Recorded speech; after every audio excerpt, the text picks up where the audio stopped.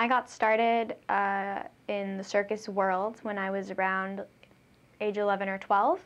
I grew up in Minneapolis, Minnesota, and Minnesota has the largest youth performing circus school in the world. And so I took a summer camp, and I just loved it, and I was hooked. My parents had signed me up for all sorts of sports, soccer, basketball, softball. I tried everything. Didn't work out so well.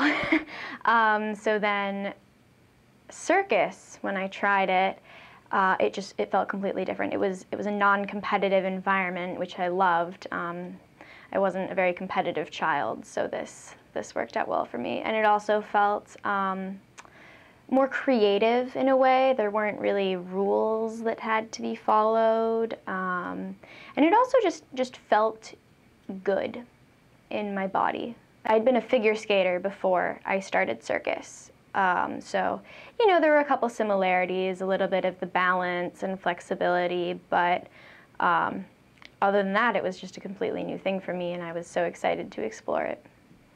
I mean, it feels like nothing else. It's kind of like powerful because you're kind of defying gravity a little bit, and one of my favorite acts that I did before coming to Yale was the swinging trapeze, and that is probably as close to flying as you can get.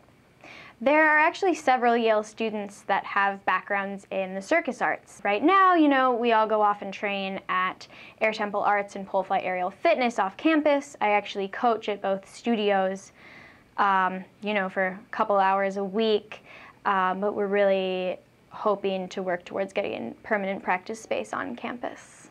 Safety is obviously a concern that many people have, and it's completely valid, especially if you've never really seen someone be up, you know, 20 or so feet in the air, dangling from different body parts. I am definitely more likely to get hurt playing a soccer game than I am doing, you know, silks or any other aerial, and that's just because of my background and my training. I would be lying if I said I wasn't tempted to run off and join the circus again.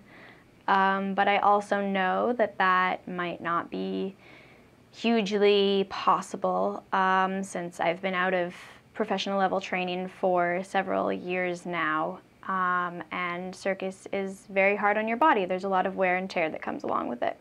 However, through my Yale experiences you know, with Yale dancers and with working on theater productions, I've really gotten into choreography as well as some directing. So, you know, I'd love to explore creative direction in the contemporary circus world.